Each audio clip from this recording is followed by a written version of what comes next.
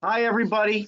I'm Jonathan Goldstein. Thank you on behalf of Haber Law PA and Kent Security. I want to thank you for attending. This is a hurricane preparation seminar, and we'll also touch upon some of the intersections with COVID issues in hurricane preparations. I'm the chair of the firm's Community Association Department. Board certified in condominium and plan development law. Haber Law represents condominium, homeowners associations, and unit owners and other stakeholders at condominiums. First of all, I'd like to introduce my colleagues. Kristen Ferrer is here. She's one of my colleagues, an attorney here at Haber Law. And also we have Darren McDonough, VP at Kent Security. I'm just going to give a quick shout out to Darren. Darren recently had an article published in this month's Florida Community Association Journal review, and that publication is live. It's a great article, and the issue covers hurricane preparation, coincidentally. So actually, hurricane season is here, so we feel this is a very timely topic. And so I'll let Kristen and Darren introduce themselves. Hi, I'm Kristen Ferrer. I'm an associate attorney at Haber Law. I have about 5 years of experience working with community associations, representing the associations and also working with individual owners in some instances. Thank you all for joining us. Hi, I'm Darren McDonough. I'm a vice president with Kent Services. I have right at 10 years experience in the private security industry. Previous, I had 23 years of federal law enforcement and military experience. I have a PhD in strategic security studies and technology, and I'm very happy to be here. Hopefully provide good information and answer any questions you have. Thanks, Darren. So I guess just to start, let's jump right into hurricane planning. And Darren, if there's a couple of key summary takeaways you want the audience to get from this presentation, could you summarize those right off the top? Just kind of what we're trying to accomplish and what you want to talk about today. And we'll talk about our perspective on that, and then we'll get into some of the details. Absolutely. Jonathan, the first thing that always comes into my mind when I'm discussing hurricane preparedness regarding security is the planning through contractual obligation. DSA, a disaster service agreement. It's the best way for a community and association to guarantee that they have security coverage post-hurricane event. If you want to make sure that your security provider can get their security folks back out to the site and provide the coverage that they need, that the community thinks they need to work with the security provider. Both sides need to work together and agree upon what is needed. And then I always recommend sign a contract. We sign contracts for everything. It's that important. Don't just leave it to chance. Sign an agreement, put it down on paper of exactly the levels of security you have, so both sides are, contractually obligated. There's labor issues associated with providing security during a hurricane, most importantly after a hurricane. And I guess we're going to get into that, but it's compounded during COVID and now during stimulus times. The labor market is shrunk now that people are getting paid to not work. And that's going to continue through hurricane season. So those are probably my two biggest points. Know that there's a labor component and put it on paper. Sign a disaster agreement with your security provider and make sure you have your coverage worked out.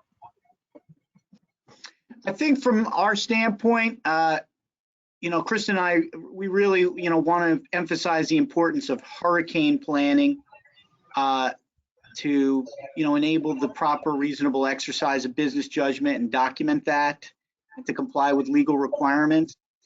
And when we talk about hurricane planning, specifically, we're talking about a written hurricane plan. And we're advocates of the process of workshopping that hurricane plan with vendors. So I think, to Darren's point, I think, associations really lose nothing by having conversations with their vendors that are going to be there, needed to be there in a time of need after the hurricane or during the hurricane. And so why not talk to those vendors, get their inputs, make sure the contracts are where they need to be to reflect the needs that the associations are going to have when it comes to the hurricane preparations and aftermath. And so I think those are critical takeaways we'll cover here, in addition to, you know, some COVID implications. And then also maybe we'll get into, you know, dispelling certain myths about hurricane planning, you know, from the security side and from the, you know, legal side.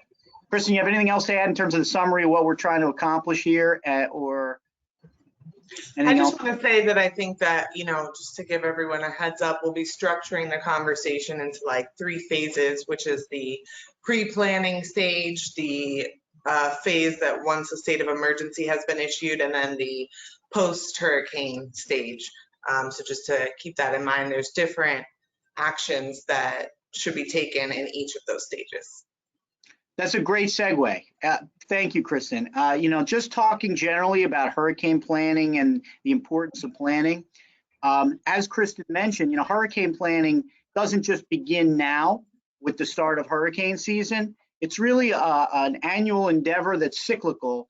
And there are aspects of hurricane planning that go on all the time in terms of any contract that's negotiated, you know, annual budgets, et cetera. So it's really never too early to be planning for a hurricane, and a written hurricane plan can address those cyclical elements. And so, you know, just to start on some of the legal requirements that get implicated with hurricane planning for associations, you know, first of all, there are specific statutory obligations, right? One of the fundamental ones that, you know, is implicated by a hurricane is the duty to maintain the common elements, right? There's an obligation in the statute also to publicly meet and set insurance deductibles. And insurance, you know, is a huge part of hurricane planning. And it really starts with determining what your insurance policies are going to be annually and what the deductibles are going to be. And in fact, there's a statutory obligation to meet publicly and decide on those deductibles in public. And so that's something that could be easily overlooked, very technical. But it's I think, you know, really critical early step to focus everybody's attention to the, you know, the need to plan year round, so to speak. Also, of course, when we talk about legal obligations related to hurricanes, there's the obligation to conduct yourself with reasonable business judgment. Directors have fiduciary duties. Associations must act reasonably to meet the requirements of the business judgment rule. And so, you know, when we're talking about hurricane planning, we're talking about documenting a reasonable diligence and preparations to protect life safety, protect the property, you know, maintain operational command and communications, protecting records and data, protecting claims for losses and contractual rights. So those are all things implicated in the preparation process. One of the key points that Kristen mentioned, and she'll talk about it now, is contractual preparedness. You know, here at the start of hurricane season and year-round, associations always have to be prepared in terms of what the contracts that affect the association say relating to hurricanes. That might include the declaration, contracts with specific vendors, insurance contracts, obviously. So, Kristen, why don't, you know, you could talk about some of the points relating to that contractual preparedness. Sure. So one of the most obvious contracts that people think of when you're dealing with like insurance hurricanes is the insurance contracts. It's important in this pre-planning stage for associations to confirm that they have updated copies of all of their insurance policies and all of the pertinent information that they need to submit claims. Sometimes we recommend creating a checklist for the requirements that an association will need to satisfy for making a claim, including the insurer's deadlines and who the claim must be submitted to and what must be included. Similarly, there's also the obligations that are set forth in a condo's governing documents. So in the governing documents, you'll find who's responsible for hurricane protection, maintenance, and installation. So for example, whether or not the owners or the association are responsible for installing shutters. And with respect to COVID, I think that becomes a little bit more of an issue when you have either owners who don't want to let the association or its agents come into the property and install shutters, and also, you know, owners that are just not present. And I think Darren will touch on a little bit how Kent can help out in those kinds of instances. But before I pass it over to him, the last category of contracts that should be considered in this pre-planning stage are just your vendor contracts, which includes, you know, contracts with landscapers, contracts with security companies. You want to review those and have your legal counsel review them to find out what, if any, special obligations or costs are in the contract in connection with hurricanes. For example, does the management company charge an extra fee for managing an insurance claim? How is security available to help? When are they available? What's the scope? And then it's also, you know, recommended to pre-negotiate any modifications to these contracts at that time so that everything is in place prior to the storm. So, and I think Darren can kind of elaborate on how that works for security contracts. Sure. You know, Kristen, you just discussed it, and Jonathan, you hit on it before. Some of these contracts, most security contracts, and it's the one that I'm familiar with, your standard agreement when you sign up for that security providers probably has some sort of force majeure clause in there, which hurricane will certainly apply to. So that's the out for the security company to be able to say, well, we're not in breach and we can't come out and cover the hurricane. That's why we stress planning up front. The workshops are great. Let's talk out, you know, and all the scenarios of what could happen, and let's see if the security provider can actually do those services. Part of that is what Kristen was discussing. What happens if we have absent unit owners? You know, they're not there during the hurricane. Things need to happen inside the unit. There needs to be maybe some shutters put up. Post-event, who's allowed to go into the unit and, you know, close a shutter, start getting water damage out. Security will certainly do that for you if they're on property. However, as a vendor, we're going to want something in writing to include the scope of work, so we know we're not stepping outside of our scope. Just assuming that that's going to happen, that's a recipe for disaster, no pun intended. As the security officer isn't specifically told they're allowed to do that, they just might not do it, even though it's the right thing to do. Like, I should go into that unit and we should do this, this, and this to help protect the unit. But if they're not spelled out in writing in their post orders and within the scope of work, they probably won't do it. And the companies, whoever the security company is, will probably tell their officers that. So prior planning all that out, putting it out in writing, yeah, that can certainly minimize damage and certainly get the, you know, disaster relief and you know, cleanup started quicker. Getting the security officers out to the post, that's the real rub of providing security in a hurricane. You have the pre-planning phase. We can get a lot done. You know, as we know, a week out, there's a hurricane coming. We can start making preparations. During the hurricane, not a lot of security going on. We're not asking our security officers to be out on property during the event. They need to be seeking shelter like everybody else. But it's how quick they can get back out to the property after the event. That's when it's important. And that's something that needs to be agreed upon between the community and the security vendor. How soon can we get them out? What levels do we need out there?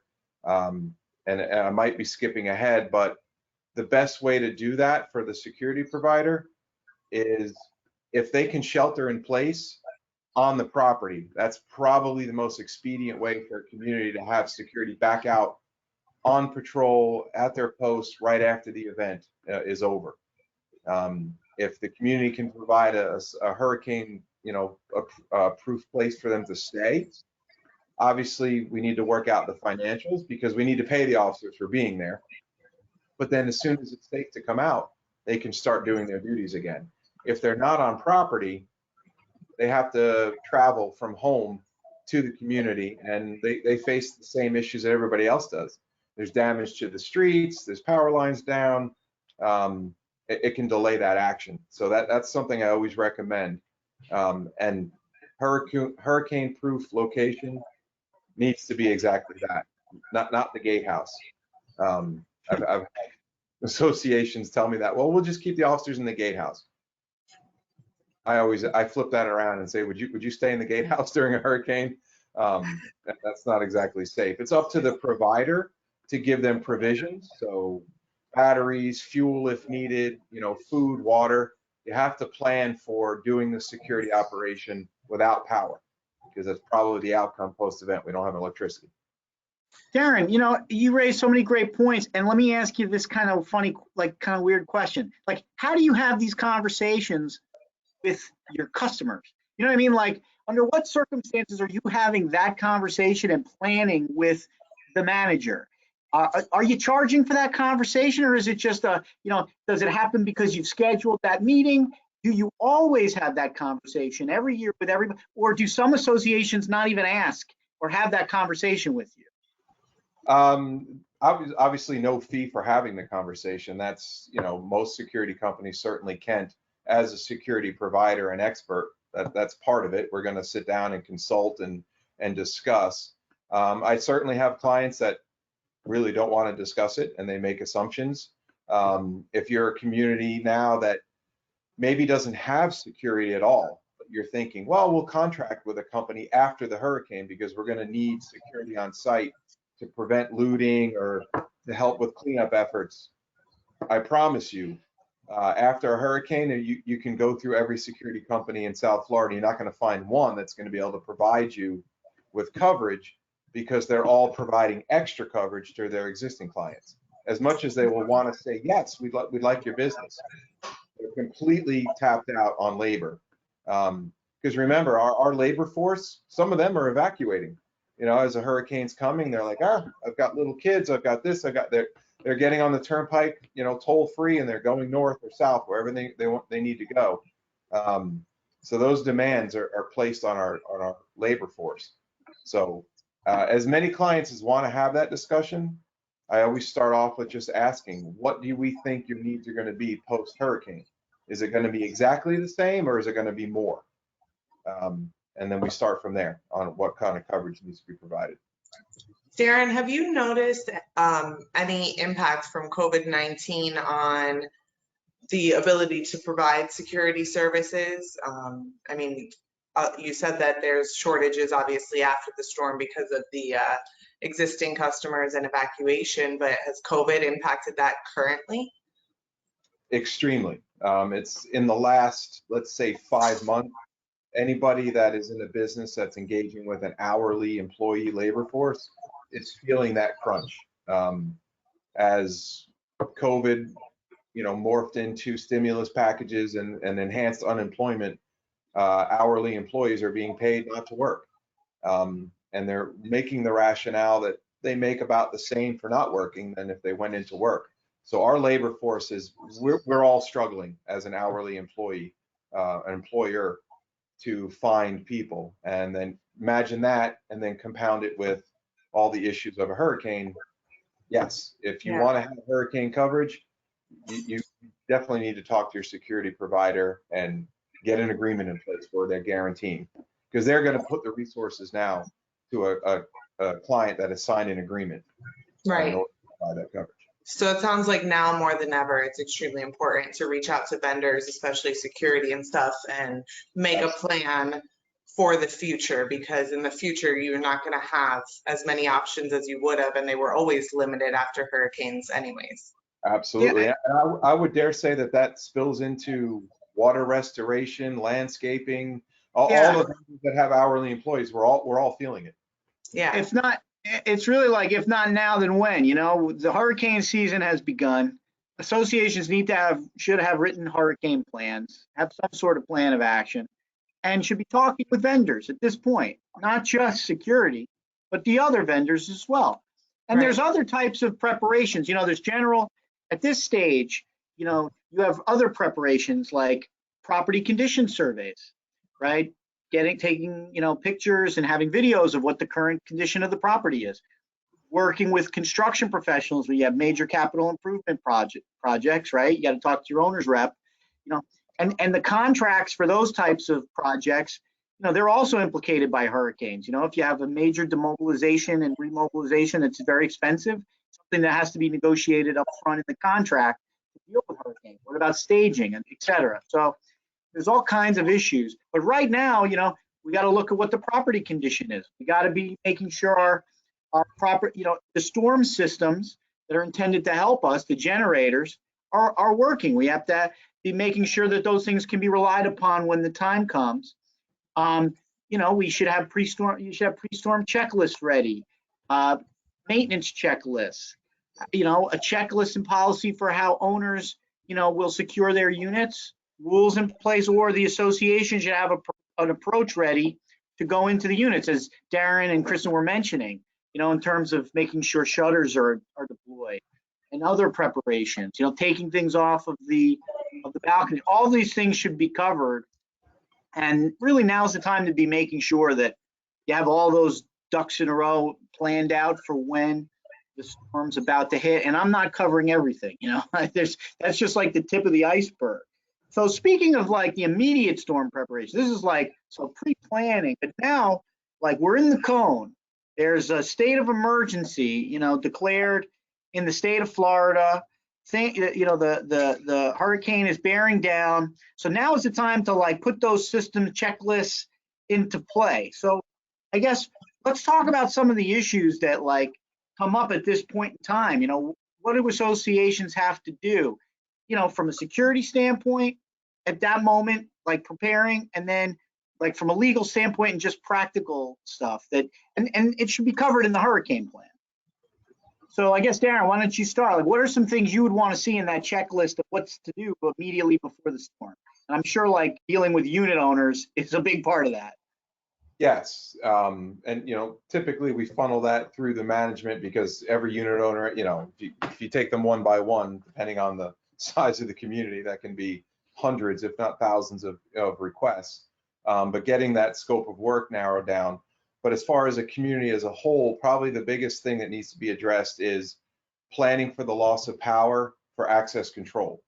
So if it's gates, doors that are controlled electronically, we need to make sure that we're prepared for that, because legally you can't. I've had gated communities say, "Oh, we're going to leave the gates closed." I'm like, "Well, no, you can't do that, because now that the power's out, they're not going to be able to open and close, and now you're in violation, because there has to now be egress and ingress into the property." So we need to prepare for that, make sure that those gates are open, secured. If they're a gate arm, you need to pull them off and secure them, because those become projectiles. Same thing with all the doors inside, let's say a high rise. What's the battery backup on that access control, and what's going to be the plan for when that that goes out? You need to make sure that those doors are secured in the open position. That actually becomes a little bit of a sticking point, as some residents weigh in. They're like, "Well, the building won't be secure." You have to plan for during the event. There's going to be a time where, yeah, technically the building might not be secure, but it needs to be safe for people that are actually using it, because the power is going to go out. So that's the first thing that I hit up with my clients to discuss: the access control with loss of power. Kristen, you want to speak to some of the emergency powers that associations have, and the issue of whether those emergency powers are even applicable to some associations? Sure. So when a state of emergency has been issued in connection with a hurricane, many, but not all, associations are able to utilize the statutory emergency powers. Whether or not an association is entitled to use those powers depends on what the governing documents say. So these emergency powers are set up by statute for condos and homeowners association, and they're used to help the associations handle loss mitigation and recovery efforts, during and immediately after the storm.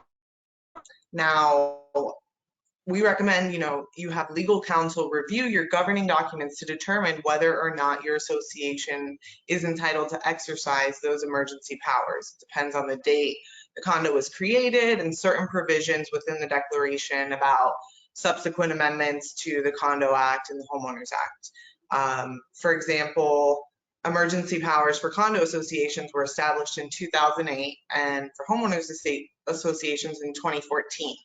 If your condo declaration or homeowners association restrictions were recorded prior to those dates, you may not have the authority to exercise any emergency powers, but you also may. It depends on the language. So that's something you definitely need to look into before the storm, so you know the scope of your rights.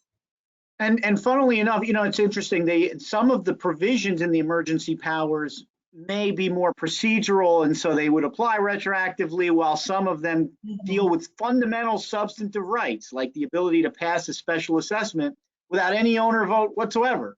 If the declaration requires an owner vote, but the statute is now allowing you to pass a special assessment without an owner vote, that's a substantive important right that that raises issues of retroactivity. So it could be certain provisions of the emergency powers may apply to all associations, some to only those with Kaufman language that incorporate the Condominium Act as amended from time to time. So it's a great point, and it's one that, like you said, Kristen, it's not something we can tell you right here in this, in this presentation. It applies. You got to talk with legal counsel, talk with us before, and really understand in your particular condominium situation what's applicable and what's not. There's a lot of little things, like, they're not little, but there's a lot of different items. I mean, we could spend the whole 45 minutes going through a checklist of what could be done. I mean, just some little things. Having emergency contact information for the personnel, directors, members, professionals, having that on hand. First responder information, having that catalog ready to go.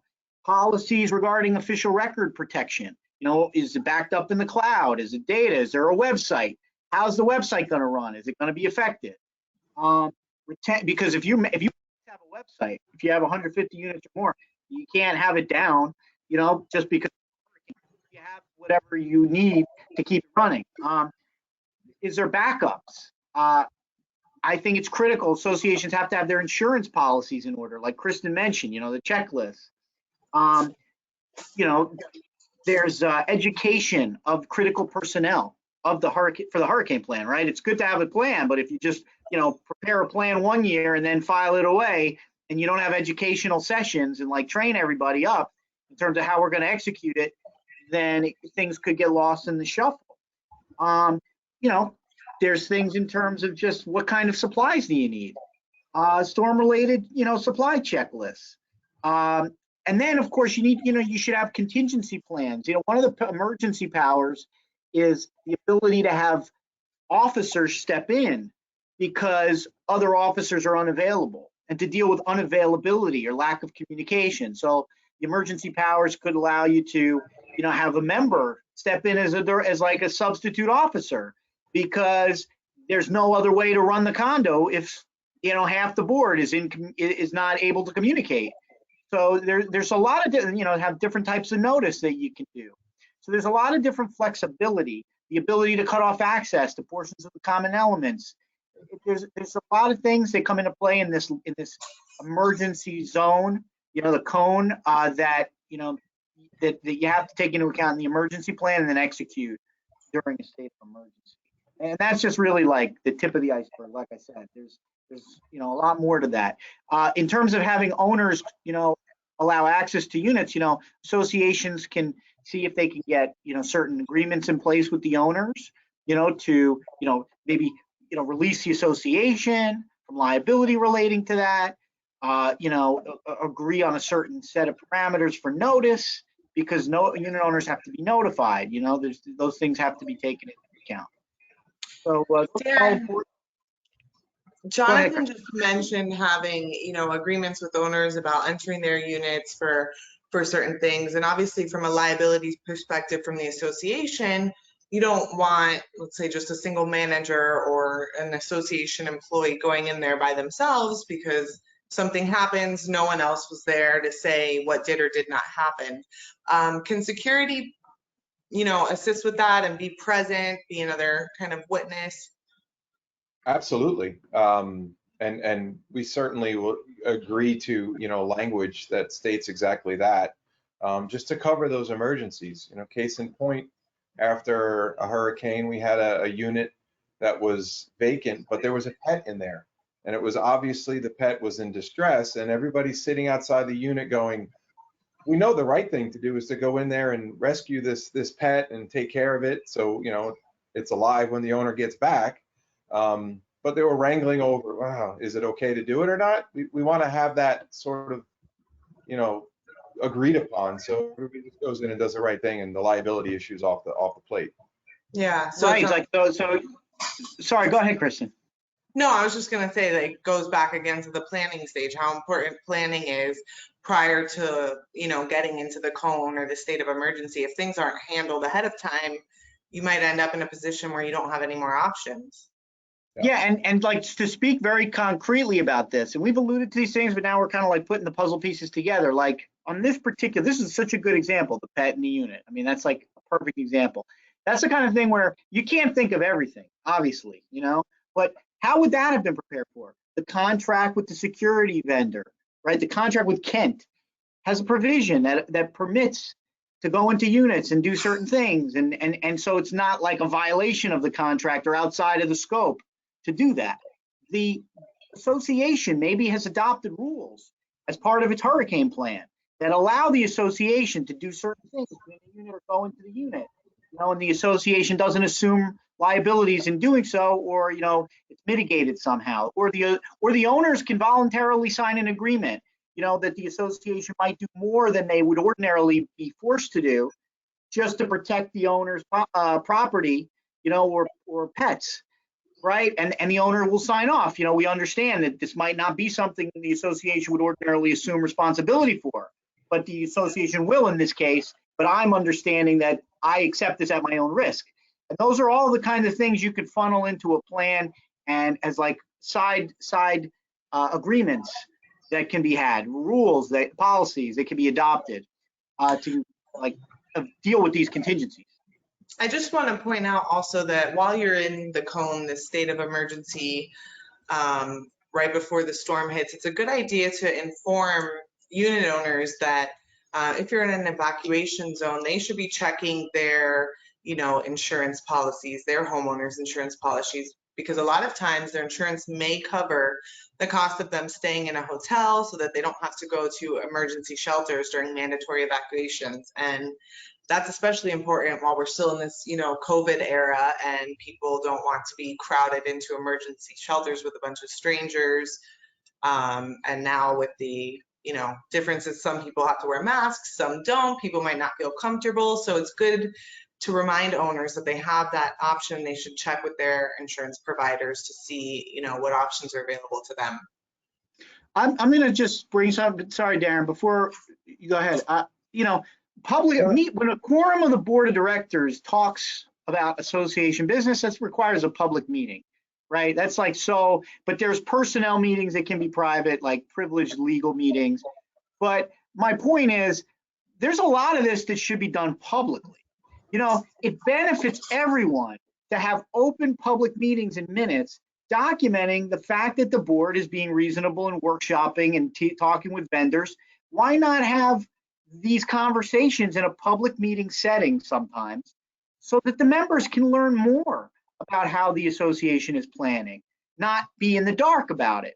It can educate the members, get them prepared for what they're going to need. And to Kristen's point, that also can be built upon with special communications to educate the members and to, you know, make sure they're doing what they can do to mitigate things, such as what Kristen suggested. So like, I'm a proponent of public and open planning, and even, you know, having the owners involved, having workshops with the owners, having forums to educate the owners on what, you know, maybe once a year you have a forum with the members that they can attend by Zoom about, oh, the hurricane hits. What are you going to do, owners? What are your responsibilities? What are some things you should do? I think that would be helpful. Darren, what were you going to say? No, actually, I agree with you. As a security provider, I would love to be able to be in an open forum resident meeting where they're just asking, they're hammering me with questions about what can security do. Let's discuss it. Instead of me maybe just talking to the property manager, they go back to the board. Then there's that back and forth. Something's going to get lost in translation. Just ask your security provider all the questions you want, and let's figure out what we can and can't do and work out a plan. I think that's a great way to do it. I'd love to do that. Not many communities do it though. Let's just say that. And you know, it's funny to Kristen's point exactly, and this is like a good segue to aftermath. You know, like we can now talk about like, well, the storm is hit. You know, there's a storm, and we can talk a little bit about during the storm, right? Hopefully, you have good communications. You said you have your list of who you need to be able to talk to. You've scheduled with your vendors so they're available. You've contracted with vendors, and you have the provisions to have them ready, and et cetera. So like with owners, to the point Kristen was making, in the aftermath, there's coverage for individual unit owners in the HO6 policies for their individual components, for loss assessments, right? So like if the association has to pass a special assessment relating to this, you know, to certain things, the owner loss assessment coverage could cover the cost of that special assessment so that the insurance of the owners is paying portions of that assessment rather than the owners themselves. This is a powerful coverage many owners have that they don't even think about or realize. And in fact, knowing about that could be the difference between an owner getting an HO6 policy and not getting an HO6 policy. That education is important. And in the aftermath of a storm, having owners make those claims and know about those claims, it's a source of money for the association that doesn't come out of the members' pockets. Yeah, definitely. I think also another thing right after the storm, one of the most important things that you're going to want to do is start documenting your damage and preparing things to make claims. Immediately, you want to start engaging in loss mitigation efforts to help preserve the property. That's a condition for most, if not all, insurance claims, and it promotes the safety of anyone that's on property. You prevent mold, you prevent things from getting worse, fire, electrical hazards. I think that's a perfect example of post-storm, like immediate aftermath, where you would need certain vendors on site to assist with these services. And as Darren was saying, that's something that can and should be discussed and planned for in the pre-storm stages. Because you're going to need to go around photographing, documenting, inventorying, and from, you know, what Darren said earlier, security can help out with that. I think another thing is that you want to make sure that you're providing written notice to your insurance company as soon as possible of any potential claims. You're going to take your pre-storm checklist of what you need to do to make a claim and make sure you send it to the right person. Your insurance agent is not enough. You need to send it to their special claims department or however it says it. And document everything with photos, estimate, bids, invoices, if you have to do, you know, interim repairs. And maybe Darren, you can let us know, you know, what security's involvement has typically been in those kinds of instances and what services you guys can offer. Sure. Gotten more involved with insurance stuff than I ever wanted to due to hurricanes. Because there's a lot of examples where the security personnel are the first ones out or the first ones back to the property, and they can certainly be asked to take video, take pictures, and they're your first assessment of, you know, the before and after, and that stuff has been used. Those videos and pictures have been used for insurance claims. You know, statements, they're making incident reports to attach to those photos and videos, and those are documents that can be used as well. You know, as soon as it was safe to go out, I patrolled the area and this is what I saw. If you empower the security to start making those necessary phone calls to water restoration people, the landscaping folks. I've had officers out there on patrol in a pickup truck with a chainsaw, cutting the trees up in the street so the street can become passable. And then once let's say there is a major insurance claim for the property, and it requires security to prevent entry into a portion of the community, or that those workers need to be watched while they're on property. Oftentimes, that extra security coverage can be billed to the insurance, and that can also be set up to be direct billed to the security provider. I've done that before, where instead of going and contracting through the association, it's direct with the insurance company. They tell us we need 6 weeks worth of work out at your property, and it's going to require a security officer there, 12 hours a day watching this area or preventing entry into this area, we'll do that. So those are all ways that security can help with the insurance portion of it after the event. I think it's just also important to know, Chris is right on in terms of the insurance claim, and Darren's right on in terms of, security involvement. Legal counsel needs to be involved immediately after the hurricane. It's something that in putting forward these insurance claims, have legal counsel involved to make sure that the proper procedures are going to be in place, and that things are going to go the way they need to go, and that the association is doing what it needs to mitigate, even if it's consulting and discussing the plan of action and then executing it. The lawyer doesn't need to, we don't need to micromanage certain aspects of it, but we should be in the loop and guiding the approach, especially when you're talking about recovering under an insurance claim, for the loss. And to that point, we'll talk about this a little bit in Mythbusters, but there's different policies, there's different coverages. Some damage is implicating the flood policy. Some is, there's the storm coverage. There's different policies with different types of damage they deal with, and it's not a very cut and dry simple thing sometimes to allocate which damage is fair and strategize these potential claims. And certainly it's not easy to think about, well, what will be covered so that for purposes of the deductible. I think another important thing is to stress that, when you're engaging remediation services and entering into contracts with people who are trying to, pull water out and prevent mold and things like that, those are emergencies, and obviously the board wants to get those done as soon as possible. But it's very important to have legal counsel review those contracts prior to the board's execution, because unfortunately, after hurricanes, it's like an influx of scammers.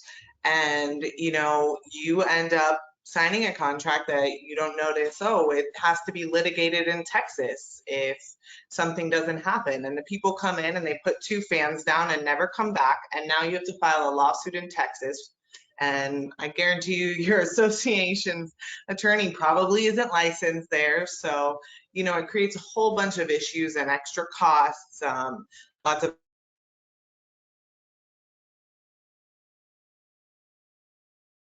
I think Kristen froze, but lots of headaches, lots of stress to have contracts with vendors who are unlicensed or with venue provisions in other states. It is critical that legal counsel review all contracts, even in a state of emergency, under exigent circumstances. Right, Dan? I mean, Dan, I'm sure you'll agree with that. And so Kristen made a fantastic point that that's a critical thing. That and by the way, when you're dealing with existing vendors, associations should consult with legal counsel in terms of things the existing vendors say about, well, here's what we're going to charge for this or that. Here's what we can do or not do. Well, legal counsel should work with you to look at the contract to see, well, what's the real contractual obligation here that we all agreed to back when we were preparing for the storm, like Darren suggested, right? So that's all very important. I think we lost Kristen temporarily. Hopefully she'll be back in a second. But in the meantime, Darren, why don't we talk a little bit about COVID and how this kind of intersects? Like, where is COVID now, and is it really still a factor? How can it affect these things? We have some thoughts, but why don't you, give us your take? Sure. The personal protection is still an issue. It's not as prevalent as it was when, COVID first hit us. It's incumbent on the provider, the service provider, to give their officers, PPE, so for extended periods of time. That's part of the planning, is to make sure, if we're going to have the officers be out on property, possibly for days at a time, we need to make sure that they're properly protected. They might be in close proximity, close quarters, no electricity. We've kind of, turned the page on that within the security industry. Most of the officers are vaccinated. Masks are easy to get now, all the hand sanitizers out there, but it still needs to be planned for. The biggest impact is what I, said earlier is, people are getting paid not to work. So that has cut into us quite a bit. Other than that, we just make sure that our people have PPE in order to work during COVID? Yeah, I mean, I guess a couple of legal updates really quick. There's been some big legal changes recently. There was I'm not going to go into the specifics because this isn't about all the legal, nitty gritty, but we have changes. We have new legislation that provides partial immunity from, to associations as corporations from, liability arising from COVID-19, right? So you have a limited shield, but it's very hard now to sue an association for liability arising from like harm from COVID. You also have a governor's order and new legislation. It's taking effect in July that, and the governor's order is interim, so it's already in effect, where local governments no longer can have these restrictions that require, certain, baseline conduct for COVID. The governor has preempted those local restrictions. And so, like, for example, Miami-Dade had a new normal handbook and you had to meet these minimum requirements. Well, now, nope, those are preempted, right? And so they no longer apply. Now, as a private property, the association governing private property can still enact its own rules and restrictions for the use of that property, like requiring masks, etc. But you no longer have to take into account, certain local ordinances and restrictions, concerning, minimum COVID-19 standards. So those are some updates that, kind of affect the COVID landscape and hurricane planning. But there are still hurricane-related concerns. Not everybody's vaccinated. There's still issues in terms of personal protective equipment and utilizing them and maintaining certain minimum baseline standards. And I think one of the takeaways would be, in your preparations and hurricane plan, document how you thought about, well, how are we going to deal with COVID? What are we going to consult? Are we going to just consult with our lawyer, CDC guidelines, make sure we've got a plan that references that we're doing the thing that we need to do, to make sure we're being safe about it. But you don't necessarily have to go. Every association has its own discretion how far beyond that it'll go, right? So, but at least deal with it. Just reason about it, think about it, consult with the professionals about it or the health experts. Chris, you have anything to add in terms of COVID? Yeah, sorry about that technical difficulty. Hopefully I didn't freeze in one of those awkward positions, but oh, it was so awkward. It was like, really, I finished your sentence for you. So yeah, sorry about that. So I just wanted to, not really COVID related, but just to kind of stress everything that we've talked about. The underlying thing that I think is most important and is to make these checklists when you're planning of different things, checklists of things that the owners need to do, checklists of things management needs to do, checklists with your vendors about things that, they can cover, things you need to agree upon. It helps to keep track of everything when everyone's in the chaos of preparing for a hurricane, because the people helping out are not only preparing for the property, but also their families and their homes. And so it helps to keep everyone on track and everything organized if you have all these checklists to make sure you've discussed pre, during, and post storm, procedures with all your vendors. You've reached out to owners and let them know, take your furniture off the patio. So I just think, as far as a big takeaway from today, we should make sure that the planning is definitely essential, and checklists are great for that. Yeah, I'll say this. Haber Law. At Haber Law, we're always willing and ready to talk about hurricane preparation, and we're happy to devote some time as a courtesy to just talk with our clients to see that they're dealing with this and on the right track with it. If we devote a little bit of time as a courtesy just to see the overarching plan is in place, we're happy to do that. We want to be that resource that our clients turn to. And this is kind of a diffuse, generalized issue.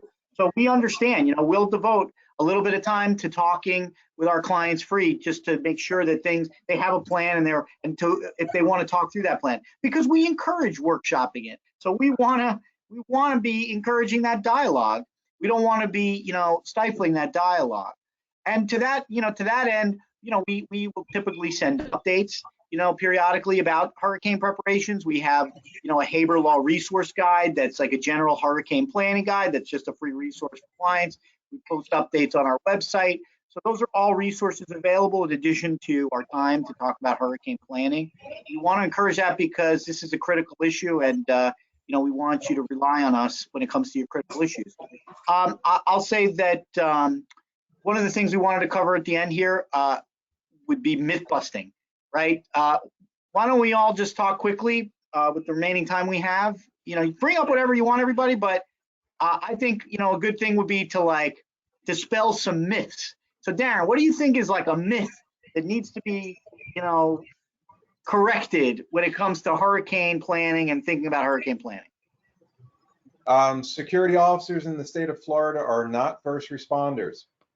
So if your property is in a mandatory evacuation zone, the security officers have to evacuate with everybody else. They're not authorized to stay behind.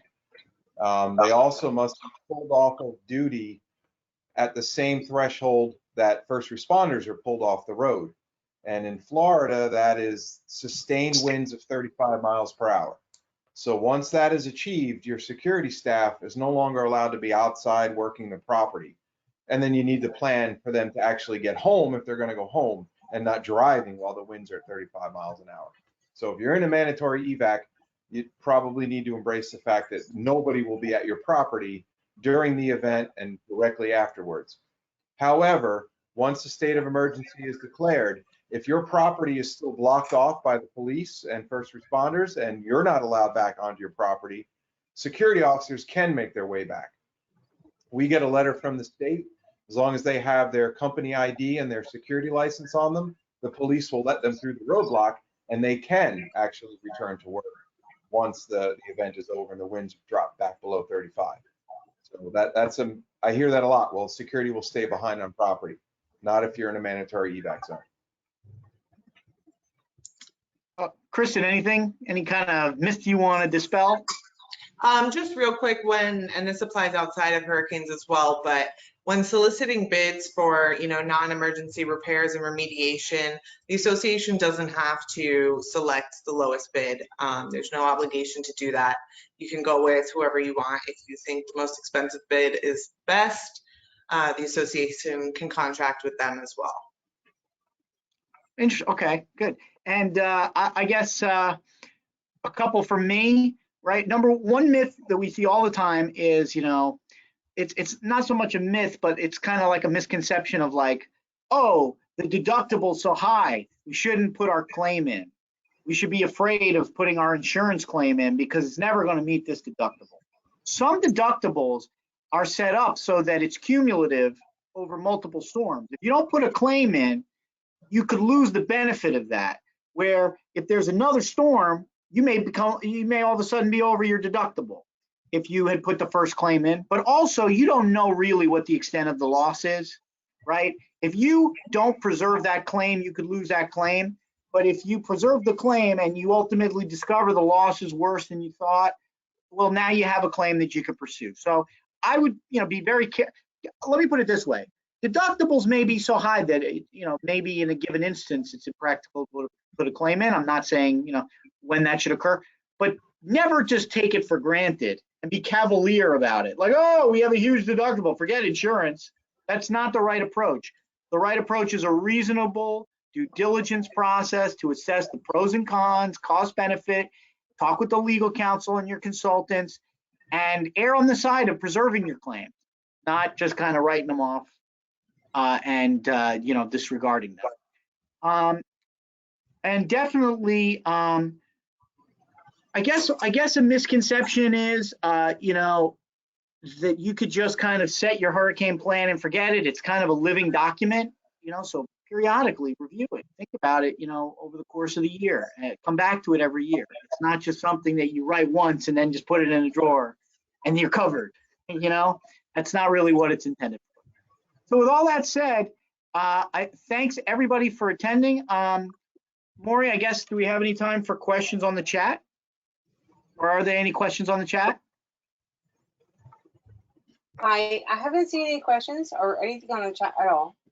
I think people, feel free to reach out to Haber Law, Jonathan, or myself, or Kent with any questions that you have, and we can follow up with you.